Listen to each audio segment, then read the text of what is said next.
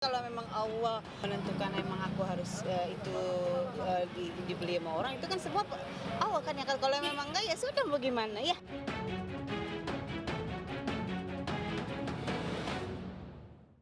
Sebelum kamu lanjut untuk nonton video ini, aku pengen kamu untuk subscribe, oke?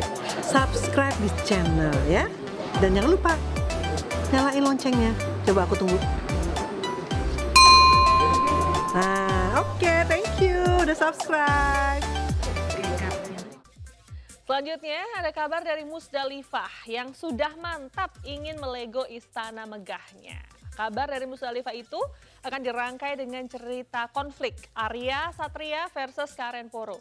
Namun sebelum dua berita itu ada baiknya kita melihat kerepotan Meggy Wulandari yang mulai sekarang tuh mesti melakukan semuanya sendiri. Yuk kita lihat.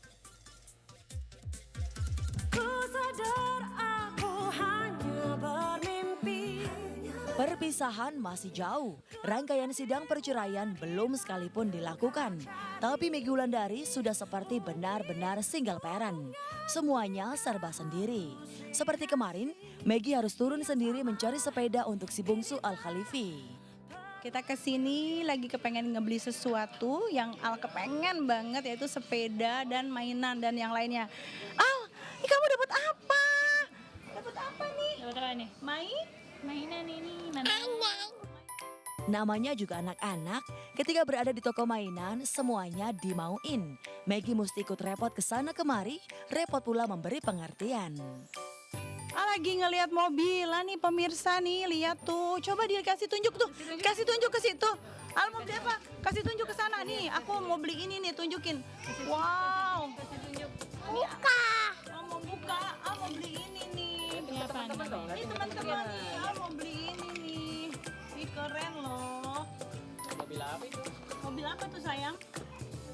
Ini maskernya nih pemirsa, Al tuh selalu pakai masker kemana-mana tuh sejak dia sakit, jadi selalu pakai masker nih. Sekarang maskernya buka dulu ya mama ya.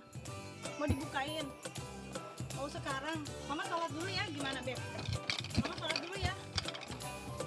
Sayang. Tuh pemirsa, udah mulai asik langsung dia buka-buka mainan. Dia lupa dengan sepedanya. Si bocah sebenarnya baru saja sembuh dari sakit, bahkan baru beberapa hari lalu diopname. Namun saat berada di toko dan bertemu dengan beragam mainan serta sepeda, langsung berlipat lincahnya. Orang tua mesti ekstra sabar dan ekstra tenaga. Setelah muter-muter lumayan melelahkan, si kecil Al-Khalifi akhirnya menemukan sepeda yang didambanya. Aku padahal udah nyari yang lain-lain, dia ngincer ini, nggak mau ditinggalin sama dia. Dia maunya yang ini, Masya Allah. Tahu banget ya. Coba. Di antara semua yang begitu indah, di antara semua yang cakep-cakep Al, salah satunya aku. Tapi kenapa kamu mau yang sayang, ganteng soalnya mama jawab. Al suka ini. Jawab iya ma, apa? Iya motoy. Iya maunya motoy. Mau apa? Motoy. Mau motoy. Wah, kamu kayak Papa Iwil dong senengnya motoy. Motoy apa? Mau apa ya? Kring-kring ada sepedaku roda dua. Sebenarnya bukan hal baru bagi Meggy kalau harus turun sendiri terkait keperluan anak-anak. Sudah terlatih dari dulu, bahkan dari sejak dinikahi Kiwil. Karena harus berbagi dengan Rohimah, istri tua Kiwil dan juga anak-anaknya. Tapi berbeda dengan sebelum-sebelumnya yang selalu diiringi omongan menggerutu, sewot, atau bahkan marah. Kali ini Meggy lebih tenang, ia juga tak lagi menyalahkan Kiwil. Alhamdulillah malahan jadi baik loh, maksudnya komunikasi baik gitu, tapi artinya juga Mas Kiwil menghargai apa yang menjadi keputusan aku. Jadi ya nanti kemungkinan nggak akan datang mediasi sidang-sidang gitu supaya juga mempermudah prosesnya. Pada saat di rumah sakit itu banyak banget omongan yang kita udah omongin dari hati ke hati gitu ya.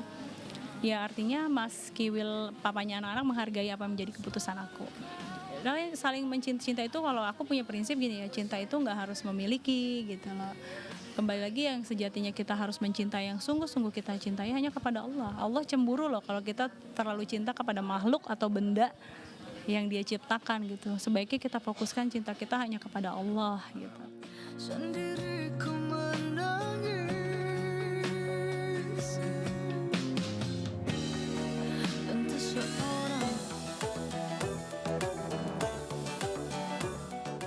Musdalifah, mantan istri pedangdut Nasar yang kini sudah menikah lagi dan menjadi istri Fadel Islami, lagi-lagi bikin geger. Bukan karena bakal cerai lagi, tapi ia mau menjual rumah mewah yang pernah ditinggalinya bersama para mantan suaminya terdahulu. Bahkan kabarnya, rumah mewah itu merupakan rumah warisan almarhum suami pertamanya, Haji Nurman. Musdalifah pun sudah mengiklankan penjualan rumahnya lewat media sosial. Mengapakah Musdalifah ingin menjual rumah mewah warisan mendiang suami pertamanya? Benarkah ia ingin mengubur dalam-dalam semua memori yang pernah terekam dalam rumah mewah itu dan ingin menjalani hidup tenang bersama suami keempatnya yang masih berondong?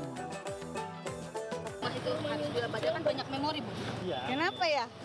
Aku sama anak-anak nggak masalah ya. Karena kan anak-anak kan di Jakarta. Ya sudah, bagaimana ya kalau memang ya. Tapi aku nggak biasa-biasa aja sih, nggak terlalu harus mau dijual tuh. Aku juga sudah ada tinggal di Jakarta juga. Pengen membuka lembaran baru. Kan di sana kan banyak kenangan pasti. Kan anak-anak kan sekolahnya di Jakarta juga. Jadi nggak capek dari rumah senggak-senggak 6. Apa karena jarak? Memang karena jarak yang jauh. Iya. Benarkah karena alasan jarak?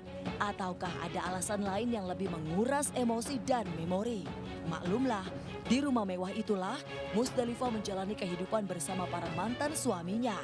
Mulai dari almarhum Haji Nurman hingga pedangdut Nasar dan Hairil yang berujung dengan kasus panas.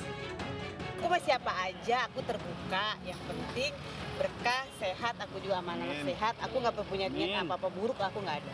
Yang penting aku pribadi dan suami dan anak-anak, aku merasa nyaman semua. Lantas, bagaimana nasib makam suami pertamanya yang berada di areal rumah mewah tersebut? Akankah dibongkar dan dipindahkan ke Taman Pemakaman Umum? Ada rencana itu. Kan ada masjid, oke? Keluarga saya gue situ banyak, oke?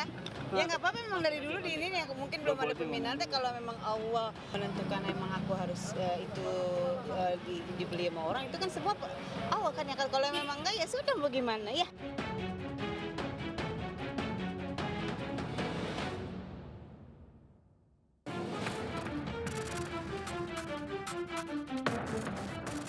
Polres Metro Jakarta Selatan belum secara resmi merilis hasil otopsi atas Putri Karen Poro atau Karen Idol, Zefania Karina. Begitupun penyebab pasti kematian bocah ini. Tapi Arya Satria Kleprot justru sudah ditetapkan menjadi tersangka. Pria yang masih berstatus suami Karen Poro ini jadi tersangka tindak kekerasan dalam rumah tangga atau KDRT.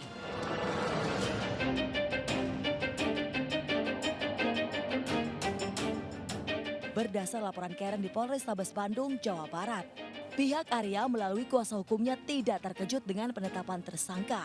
Karena pihak Karen memang polisikan Arya melakukan KDRT.